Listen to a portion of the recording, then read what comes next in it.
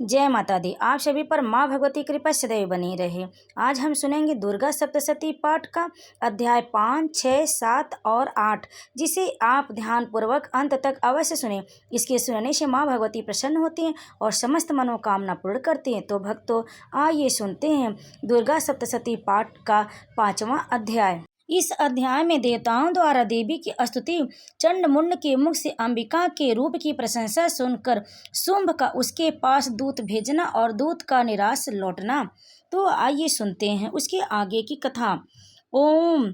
इस उत्तम चरित्र के रुद्र ऋषि हैं, महासरस्वती देवता हैं, अनुष्टुप छंद है, भीमा शक्ति हैं, भ्रामरी बीज हैं, सूर्य तत्व हैं और सामवेद स्वरूप हैं।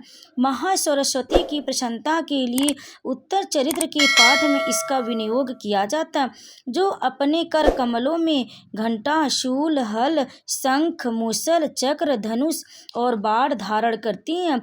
शरद ऋतु के शोभाय संपन्न चंद्रमा के समान जिनकी मनोहर कांति है, जो तीनों लोकों की आधारभूता और शुंभ आदि दैत्यों का नाश करने वाली है, तथा गौरी के शरीर से जिनका प्रागट्य हुआ है, उन महासरस्वती देवी का मैं निरंतर भजन करता हूँ।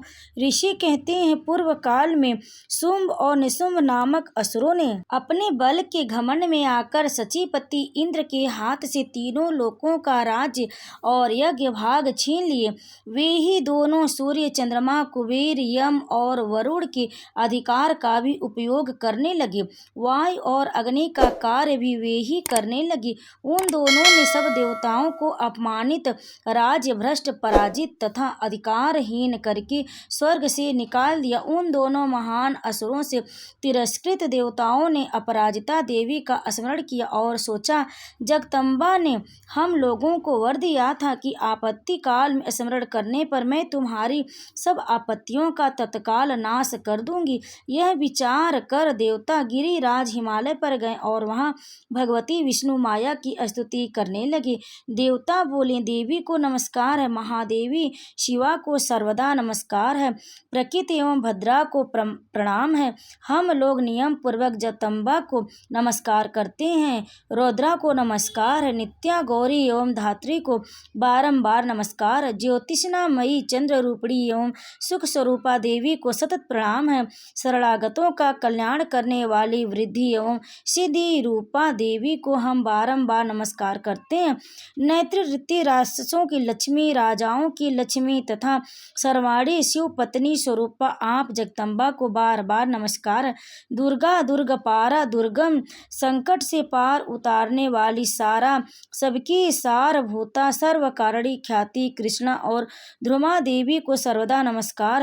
अत्यंत सौम्य तथा अत्यंत रौद्र रूपा देवी को हम नमस्कार करते, उन्हें हमारा बारंबार प्रणाम है। जगत की आधारभूता कृति देवी को बारंबार नमस्कार। जो देवी सब प्राणियों में विष्णु माया के नाम से कही जाती हैं, उनको नमस्कार है, उनको नमस्कार, उनको बारंबार नमस्कार है। जो देवी सब प्राणियों में चेतना कहलाती हैं, उनको नमस्कार, उनको नमस्कार, उनको बारंबार नमस्कार। जो देवी सब प्राणियों में बुद्धि रूप से स्थित, उनको नमस्कार, उनको नमस्कार, उनको बारंबार नमस्कार। जो देवी सब प्राणियों में निद्रा रूप से स्थित, उनको नमस्कार, उनको नमस्कार, उनको नमस्कार। जो देवी सब प्राणियों में क्षुधा रूप से स्थित, उनको नमस्कार है, उनको नमस्कार, उनको बारंबार नमस्कार। जो देवी सब प्राणियों में छाया रूप से स्थित है, उनको नमस्कार, उनको नमस्कार, उनको बारंबार नमस्कार। जो देवी सब प्राणियों में शक्ति रूप से स्थित है, उनको नमस्कार, उनको नमस्कार, उनको बारंबार नमस्कार। जो देवी सब प्राणियों में तृष्णा रूप से स्थित है, उनको नमस्कार, उनको नमस्कार, उनको बारंबार नमस्कार।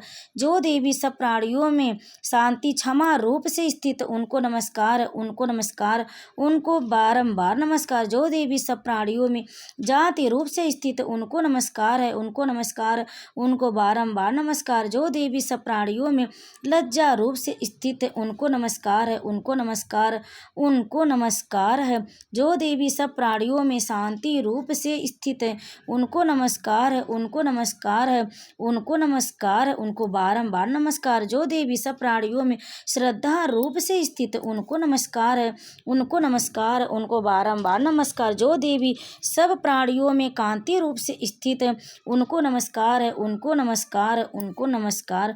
जो देवी सब प्राणियों में लक्ष्मी रूप से स्थित उनको नमस्कार है, उनको नमस्कार है, उनको नमस्कार। या देवी सर्वभूतेषु लक्ष्मी रूपेण संस्थिता नमस्तस्यै नमस्तस्यै नमस्तस्यै नमो नमः। जो देवी सब प्राणियों में वृत्ति रूप से स्थित उनको नमस्कार, उनको नमस्कार, उनको बारंबार नमस्कार। जो देवी सब प्राणियों में स्मृति रूप से स्थित उनको नमस्कार, उनको नमस्कार, उनको बारंबार नमस्कार। जो देवी सब प्राणियों में दया रूप से स्थित उनको नमस्कार, उनको नमस्कार, उनको नमस्कार। जो देवी सब प्राणियों में तुष्टि रूप से स्थित उनको नमस्कार, उनको नमस्कार, उनको बारंबार नमस्कार। जो देवी सब प्राणियों में माता रूप से स्थित उनको नमस्कार, उनको नमस्कार, उनको बारंबार नमस्कार। जो देवी सब प्राणियों में भ्रांति रूप से स्थित उनको नमस्कार है, उनको नमस्कार, उनको नमस्कार है, उनको नमस्कार है। जो जीवों के इंद्रिय वर्ग की अधिष्ठात्री देवी एवं सब प्राणियों में सदा व्याप्त रहने वाली उन व्याप्ति देवी को बारंबार नमस्कार। जो देवी चैतन्य रूप से इस संपूर्ण जगत को व्याप्त करके स्थित है उनको नमस्कार, उनको नमस्कार, उनको नमस्कार। पूर्व काल में अपने अभिष्ट की प्राप्ति होने से देवताओं ने जिनकी स्तुति की तथा देवराज इंद्र ने बहुत दिनों तक जिनका सेवन किया वह कल्याण की साधनाभूत ईश्वरी हमारा कल्याण और मंगल करे तथा सारी आपत्तियों का नाश कर डाले। उदंड दैत्यों से सताए हुए हम सभी देवता जिन परमेश्वरी को इस समय नमस्कार करते हैं तथा जो भक्ति से विनम्र पुरुषों द्वारा स्मरण की जाने पर तत्काल ही संपूर्ण विपत्तियों का नाश कर देती हैं वे जगदम्बा हमारा संकट दूर करें। ऋषि कहते हैं राजन इस प्रकार सब देवता स्तुति कर रहे थे उस समय पार्वती देवी गंगा जी के जल में स्नान करने के लिए वहां आईं। उन सुंदर भवों वाली भगवती ने देवताओं से पूछा आप लोग यहाँ किसकी स्तुति करते हैं। तब उन्हीं के शरीर कोश से प्रकट हुई शिवा देवी बोली शुंभ दैत्य से तिरस्कृत और युद्ध में निशुंभ से पराजित हो यहाँ एकत्रित हुए यह समस्त देवता यह मेरी ही स्तुति कर रहे हैं। पार्वती जी के शरीर कोश से अंबिका का प्रादुर्भाव हुआ इसलिए वे समस्त लोकों में कौशिकी कही जाती हैं। कौशिकी के प्रकट होने के बाद पार्वती देवी का शरीर काले रंग का हो गया अतः वे हिमालय पर रहने वाली कालिका देवी के नाम से विख्यात हुई। तदंतर शुंभ निशुंभ के भृत्य चंड मुंड वहां आए और उन्होंने परम मनोहर रूप धारण करने वाली अंबिका देवी को देखा। फिर वे शुंभ के पास जाकर बोले महाराज एक अत्यंत मनोहर स्त्री जो अपनी कांति दिव्य कांति से हिमालय को प्रकाशित कर रही है वैसा उत्तम रूप कहीं किसी ने भी नहीं देखा होगा। असुरेश्वर पता लगाइए वह देवी कौन है और उसे ले आइए। स्त्रियों में तो वह रत्न है उसका प्रत्येक अंग बहुत ही सुंदर तथा वह अपने श्री अंगों की प्रभा से संपूर्ण दिशाओं में प्रकाश फैला रही है। दैत्यराज अभी वह हिमालय पर ही मौजूद आप उसे देख सकते हैं। प्रभु तीनों लोकों में मणि हाथी और घोड़े आदि जितने भी रत्न हैं वे सब इस समय आपके घर में शोभा पाते हैं। हाथियों में रत्नभूत ऐरावत यह पारिजात का वृक्ष और यह उच्च श्रवा घोड़ा यह सब आपने इंद्र से ले लिया। हंसों से जुता हुआ यह विमान भी आपके आंगन में शोभा पाता है। यह रत्नभूत अद्भुत विमान जो पहले ब्रह्मा जी के पास था अब आपके यहाँ लाया गया है। यह महापद नामक निधि आप कुबेर से छीन लाए हैं।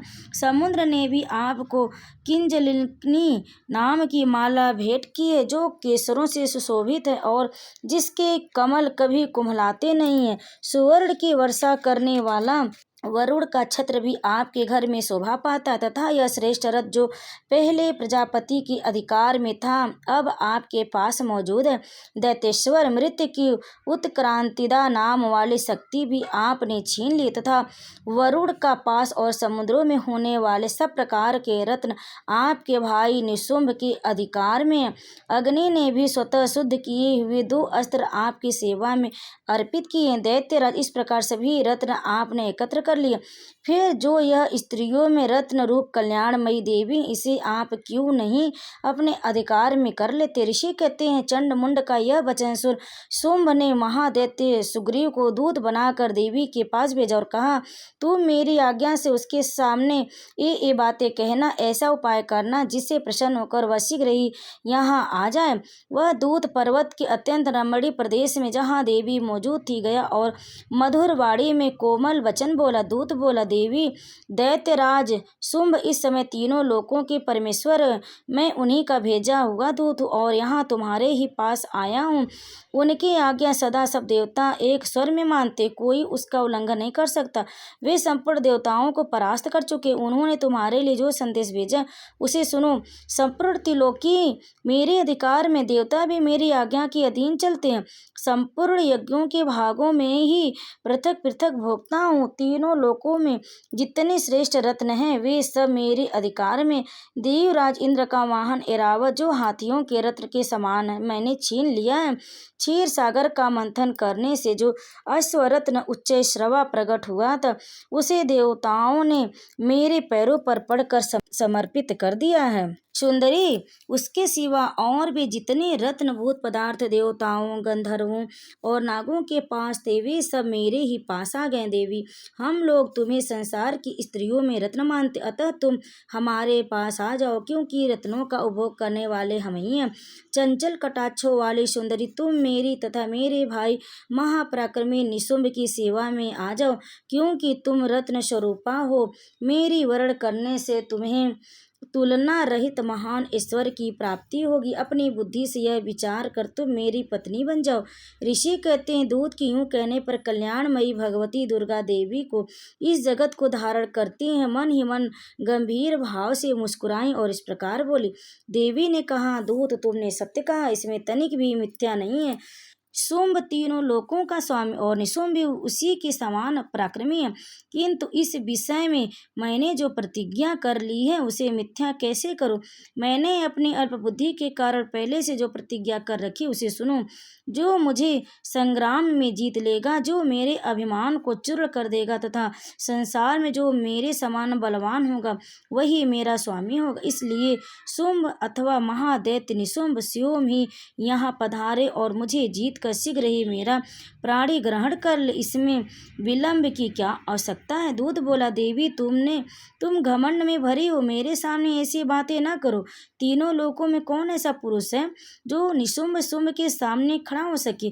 देवी, अन्य दैत्यों के सामने भी सारे देवता युद्ध में नहीं ठहर सकते, फिर तुम अकेली स्त्री होकर कैसे ठहर सकती हो। जिन शुंभ आदि दैत्यों के सामने इंद्र आदि सब देवता भी युद्ध में खड़े नहीं हुए, उनके सामने तुम स्त्री होकर कैसे जाओगे। इसलिए तुम मेरे ही कहने से शुंभ निशुंभ के पास चली चलो। ऐसा करने से तुम्हारे गौरव की रक्षा होगी, अन्यथा जब वे केस पकड़कर घसीटेंगे तब तुम्हें अपनी प्रतिष्ठा खोकर जाना पड़ेगा। देवी ने कहा, तुम्हारा कहना ठीक है, शुंभ बलवान है और निशुंभ भी बड़ी पराक्रमी है, किंतु क्या करो, मैंने पहले बिना सोचे समझे प्रतिज्ञा कर ली है। अतः अब तुम जाओ, मैंने तुमसे जो कुछ कहा है वह सब दैत्यराज से आदर पूर्वक कहना, फिर वे जो उचित समझे वह करें। अब आइए सुनते हैं दुर्गा सप्तशती का 6वां अध्याय। फिर उसकी आगे की कथा है। मैं सर्वेश्वर भैरव के अंक में निवास करने वाली परमोत्कृष्ट पद्मावती देवी का चिंतन करता हूँ। वे नागराज की आसन पर बैठी हैं। नागों के फड़ों से सुशोभित होने वाली मणियों की विशाल माला से उनकी देह लता उदासित हो रही है। सूर्य के समान उनका तेज है, 3 नेत्र उनकी शोभा बढ़ा रहे। वे हाथों में माला, कुंभ, कपाल और कमल लिए हुए तथा उनके मस्तक में अर्धचंद्र का मुकुट सुशोभित है। ऋषि कहते हैं, देवी का यह कथन सुनकर दूत को बड़ा अमरस हुआ और उसने दैत्यराज के पास जाकर सब समाचार विस्तार पूर्वक कह सुनाया।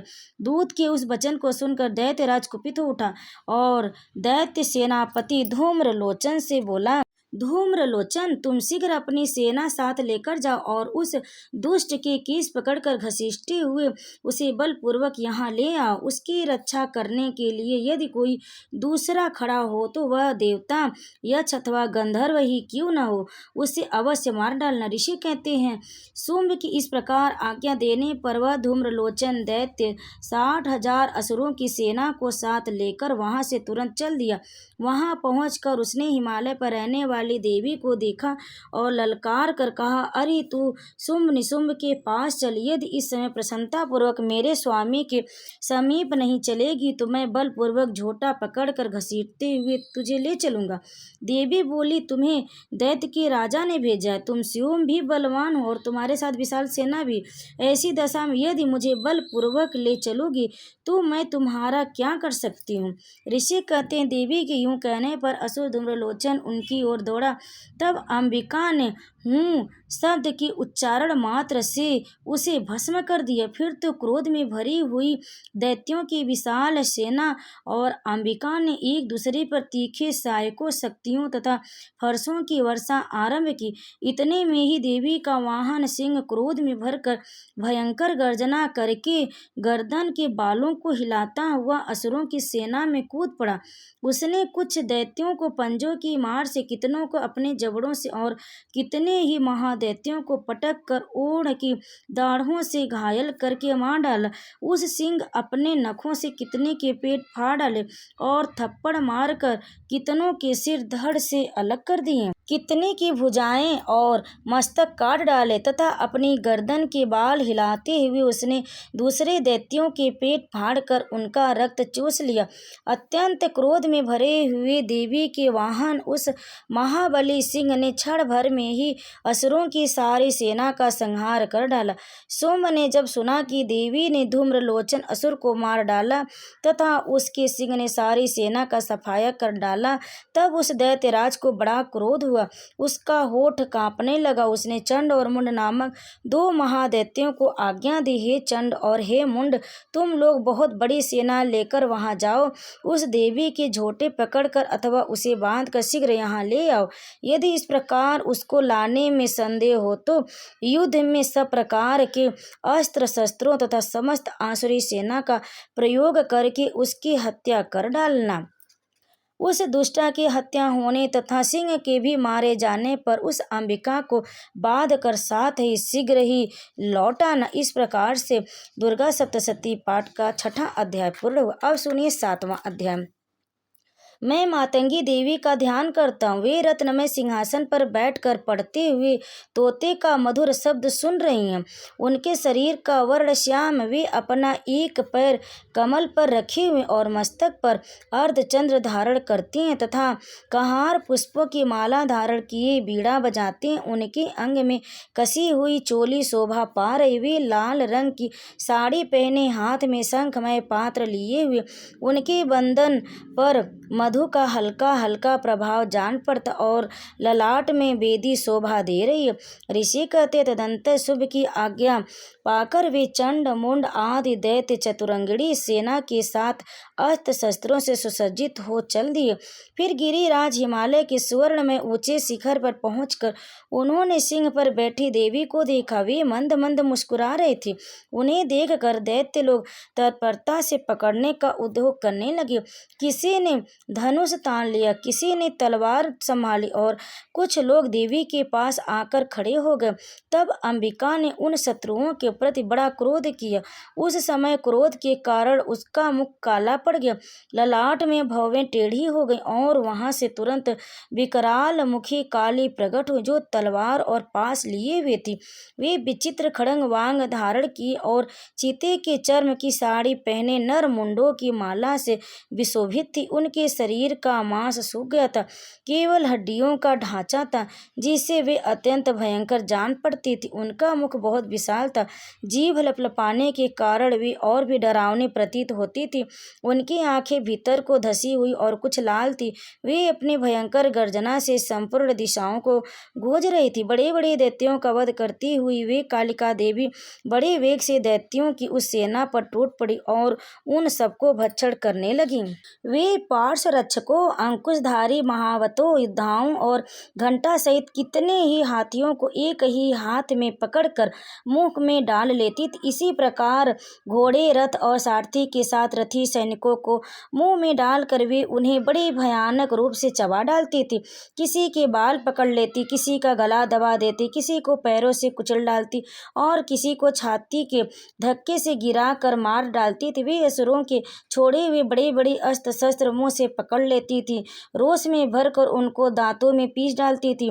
काली ने बलवान एवं दुरात्मा दैत्यों की वह सारी सेना रौंद डाली, खा डाली और कितनों को मार भगाया। कोई तलवार के घाट उतारे गए, कोई खड़ग वांग से पीटे गए और कितने ही असुर दांतों के अग्रभाग से कुचले जाकर मृत्यु को प्राप्त। इस प्रकार देवी ने असुरों की उस सारी सेना को क्षण भर में मार गिराया।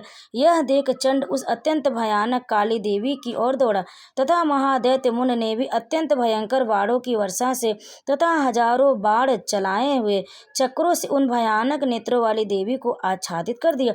वे अनेक चक्र देवी से मुख में समाते हुए ऐसे जान पड़े मानो सूर्य के बहुतेरे मंडल बादलों की उदर में प्रवेश कर रहे हो। तब भयंकर गर्जना करने वाली काली ने अत्यंत रोष में भरकर विकट हट्टास किया। उस समय उनके विकराल वदन के भीतर कठिनता से देखे जा सकने वाले दांतों की प्रभा से वे अत्यंत उज्ज्वल दिखाई देती थी। देवी ने बहुत बड़ी तलवार ले हूं का उच्चारण करके चंड पर धावा किया और उसके केस पकड़कर उसी तलवार से उसका मस्तक काट डाला। चंड को मारा गया देखकर मुंड भी देवी की ओर दौड़ा। तब देवी ने रोष में भरकर उसे भी तलवार से घायल करके धरती पर सुला दिया। महापराक्रमी चंड और मुंड को मारा गया देख मरने से बची हुई बाकी सेना भय से व्याकुल हो चारों ओर भाग गई। तदंतर काली ने चंड और मुंड का मस्तक हाथ में ले चंडिका के पास जाकर प्रचंड अट्टहास करते हुए कहा, देवी, मैंने चंड और मुंड नामक इन दो महापशुओं को तुम्हें भेंट किया। अब युद्ध यज्ञ में तुम शुंभ और निशुंभ का स्वयं ही वध करना। ऋषि कहते, वहां लाए हुए उन चंड मुंड नामक महादैत्यों को देखकर कल्याणमयी चंडी ने काली से मधुर वाणी में कहा, देवी, तुम चंड और मुंड को लेकर मेरे पास आई हो, इसलिए संसार में चामुंडा के नाम से तुम्हारी ख्याति होगी। इस प्रकार दुर्गा सप्तशती पाठ में सप्तम अध्याय में चंड मुंड वध नामक 7वां अध्याय पूर्ण हुआ। अब सुनिए 8वां अध्याय, दुर्गा सप्तशती का 8वां अध्याय, जिसमें रक्त बीज का वध। मैं अणिमा आदि सिद्धिमयी किरणों से आवृत्ति भवानी का ध्यान करता हूँ। उनके शरीर का रंग लाल है, नेत्रों में करुणा लहरा रही उन तथा हाथों में पास, अंकुश, बाण और धनुष शोभा पाते हैं। ऋषि कहते, चंड और मुंड नामक दैत्यों के मारे जाने तथा बहुत सी सेना का संहार हो जाने पर दैत्यों के राजा प्रतापी शुंभ के मन में बड़ा क्रोध हुआ और उसने दैत्यों की संपूर्ण सेना को युद्ध के लिए कूच करने की आज्ञा दी। वह बोला, आज उदायुध नाम के 86 दैत्य सेनापति अपनी सेनाओं के साथ युद्ध के लिए प्रस्थान करे। कंबु नाम वाले दैत्यों के 84 सेनानायक अपनी वाहिनी से घिरे हुए यात्रा करें। 50 कोटि वीर्य कुल के और 100 धौम्र कुल के असुर सेनापति मेरी आज्ञा से सेना सहित कूच करे। कालह हर्द मौर्य तथा काल के असुर भी युद्ध के लिए तैयार हो मेरी आज्ञा से तुरंत प्रस्थान करे। भयानक शासन करने वाला असुर राज शुंभ इस प्रकार आज्ञा दे सहस्त्रों बड़ी बड़ी सेनाओं के साथ युद्ध के लिए प्रस्थित हुआ। उसकी अत्यंत भयंकर सेना आती देख चंडिका ने अपने धनुष की टंकार से पृथ्वी और आकाश के बीच का भाग गुजा दिया। राजन, तदंतर देवी के सिंह ने बड़ी जोर जोर से दहाड़ना आरंभ किया। फिर अंबिका ने घंटे के शब्द से उस ध्वनि को और भी बढ़ा दिया। धनुष की टंकार, सिंह की दहाड़ और घंटे की ध्वनि से संपूर्ण दिशाएं गूंज उठी। उस भयंकर शब्द से काली ने अपने विकराल मुख को और भी बढ़ा लिया तथा इस प्रकार से वे विजयनी हुई। उस तुमुल नाद को सुनकर दैत्यों की सेना ने चारों ओर से आकर चंडिका देवी, सिंह तथा काली देवी को क्रोधपूर्वक घेर लिया। राजन, इसी बीच में असुरों के विनाश तथा देवताओं के अभ्युदय के लिए ब्रह्मा, शिव, कार्तिकेय, विष्णु तथा इंद्र आदि देवों की शक्तियां जो अत्यंत पराक्रम और बल से संपन्न थी, उनके शरीर से निकलकर उन्हीं के रूप में चंडिका देवी के पास गईं। जिस देवता का जैसा रूप वैसा वेशभूषा और जैसा वाहन ठीक वैसे ही साधनों से संपन्न हो उसकी शक्ति असुरों से युद्ध करने के लिए आई। सबसे पहले हंस युक्त विमान पर बैठी हुई अक्षसूत्र और कमंडल से सुशोभित ब्रह्मा जी की शक्ति उपस्थित हुई, जिसे ब्रह्माणी कहते। महादेव जी की शक्ति वृषभ पर आरूढ़ हो हाथों में श्रेष्ठ त्रिशूल धारण किए महानाग का कंकड़ पहने मस्तक में चंद्र रेखा से भूषीभूत हो वहां आ पहुंची। कार्तिकेय जी की शक्ति रूपा जगदम्बिका उन्हीं का रूप धारण किए श्रेष्ठ मयूर पर आरूढ़ हो हाथ में शक्ति लिए दैत्यों से युद्ध करने के लिए। इसी प्रकार भगवान विष्णु की शक्ति गरुड़ पर विराजमान हो शंख चक्र गदा सांग धनुष तथा खड्ग हाथ में लिए वहां आई। अनुपम यज्ञ वराह का रूप धारण करने वाले श्री हरि की जो शक्ति है वह भी वराह शरीर धारण करके वहां उपस्थित हुई। नारसिंही शक्ति भी नृसिंह के समान शरीर धारण करके वहां आए। उसकी गर्जना के बालों से झटके से आकाश के तारे बिखरे पड़े थे। इसी प्रकार इंद्र की शक्ति ब्रज हाथों में लिए गजराज ऐरावत पर बैठकर आई। उनके भी सहस्त्र नेत्र थे। इंद्र का जैसा रूप वैसा ही उसका भी था। तदंतर उन देव देवताओं से घिरे हुए महादेव जी ने चंडिका से कहा, मेरी प्रसन्नता के लिए तुम शीघ्र ही इन असुरों का संहार करो। तब देवी के शरीर से अत्यंत भयानक और परम उग्र चंडिका शक्ति प्रकट हुई, जो सैकड़ों गिदड़ियों की भांति आवाज करने वाली थी। उस अपराजिता देवी ने धूमिल जटा वाले महादेव जी से कहा, भगवान आप शुंभ निशुंभ के पास दूत बनकर जाइए और उन अत्यंत गर्वीली दानों शुंभ एवं निशुंभ दोनों से कहिए, साथ ही उनके अतिरिक्त भी जो दानव युद्ध के लिए वहां उपस्थित हो उनकी भी यह संदेश दीजिए। दैत्यों, यदि तुम जीवित रहना चाहते हो तो पाताल को लौट जाओ। इंद्र को त्रिलोकी का राज मिल जाए और देवता यज्ञ भाग का उपभोग करें। यदि बल के घमंड में आकर तुम युद्ध की अभिलाषा रखते हो तो आओ, मेरी शिवाएं योगिनियों तुम्हारे कच्चे मांस से तृप्त हो। चूंकि उस देवी ने भगवान शिव को दूत के कार्य में नियुक्त किया था, इसलिए वह शिवदूती के नाम से संसार में विख्यात हुई। वे महादैत्य भी भगवान शिव के मुंह से देवी के वचन सुनकर क्रोध में भर गए और जहाँ कात्यायनी विराजमान थी उस ओर बढ़े।